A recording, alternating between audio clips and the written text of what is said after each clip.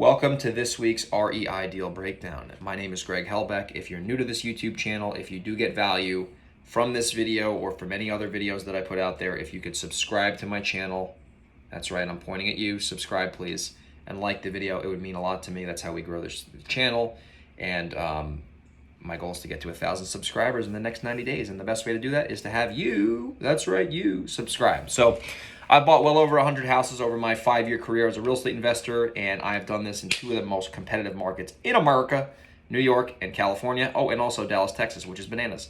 So I've done a lot of real estate deals. I have a lot of experience. I've been doing this business full time ever since I got out of college. So this is the only thing I've ever known, and I absolutely love this business. So my goal on this video is to provide a real deal that I bought. I'm going to tell you how I found the deal. I'm going to tell you the numbers. I'm going to tell you how I financed the deal. I'm going to tell you my planned exit strategy with the deal. And hopefully you can take some nuggets from this video and apply it in your business. And if you're beginning, you can get started. If you're an advanced investor, you can use this to hopefully, get more successful. So 9 Barnett Drive, I think it's Unit 1L. It's a condo in Monroe, New York. Ironically, 3 minutes from where I grew up, right down the street. So I know the area like the back of my hand. So I bought this property. It came from a text message marketing campaign. So my team sent out text messages via Launch Control. And seller reached out and sold me a house in Monroe for sold me a condo in Monroe for $125,000. And I bought this thing. I used a private money lender, a friend of mine's father, loaned me the money to buy this property for, I think he loaned me $120,000. So I had some closing costs and whatnot. So I bought the thing for $125,000. Lender loaned me $120,000. I had to pay some closing costs and whatnot. A little tongue twister there. And there's a tenant inside the property who's currently paying me rent. So my goal with this property, the tenant is leaving in about 90 days. Once the tenant leaves, I'm going to simply renovate this property and do quick updates. I'm going to do some appliances, some floors, some doors, painting, might put some new countertops down if needed, and put a vent in the bathroom, and that's about it. I'm anticipating about $10,000 to $12,000 of construction here, max. Probably 15 if you've done a few rehabs before. They always go over budget.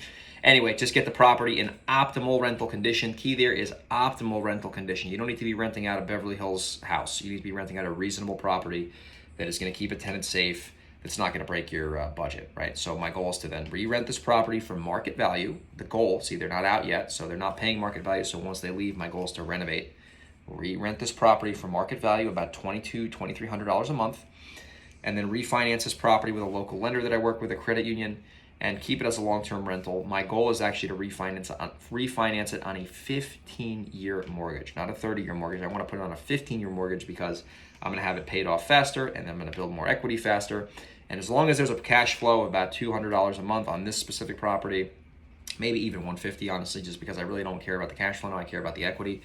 So as long as there's a cash flow on this thing, I will keep it as a rental, aka a rental. I just called it a shrental because I'm trying to be funny, and stick it in the portfolio, or as I say, stick it on the shelf and manage it myself, and keep it as a long-term asset. So what are some lessons that I learned from this deal? Number one, this guy Kevin Chuck is a smart cat. He's not a dum-dum. So he sold me this property at a deep discount, actually at a pretty reasonable discount, and he's not a moron. He's not a distressed seller. He wasn't in major pain. He just didn't want to go through the traditional process of selling his property. So he decided to sell our company the property at a pretty good discount.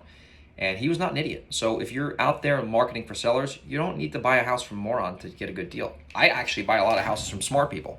A lot of people think that we take advantage of people and you steal these houses and, oh, you're the big bad wolf, and that is completely bullshit, right? We buy houses from people who have reasonable expectations, and we give them a reasonable offer considering the certainty and convenience that we're going to provide them. So we tell every seller, Brett is an absolute pro at this. He's my main home buyer. He's freaking a rock star. So Brett, if you're watching this, I love you, bro.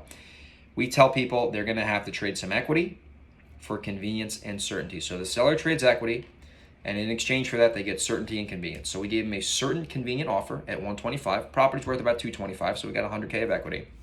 And he said he was okay with that. He didn't want to have to worry about it. I bought the property. I actually never met the seller in person. I met the tenant in person. The tenant's a lovely person living there right now. And, this deal came from a little bit of follow-up, not much follow-up. So sometimes you're going to get deals and they're going to pop right away. And, another big nugget I'd tell you from this deal is that you got to have private lender relationships, right? I was able to make literally like 2 text messages to this lender. He said, that's cool. His son looked at the property, checked out, funded the deal, bing, bang, bomb, and we're off to the races on this one. So hopefully you got, I don't know why I'm like choking here. Hopefully you got value from this video. Use text message marketing because it works. You don't need to buy houses off distressed people. You just got to find reasonable people.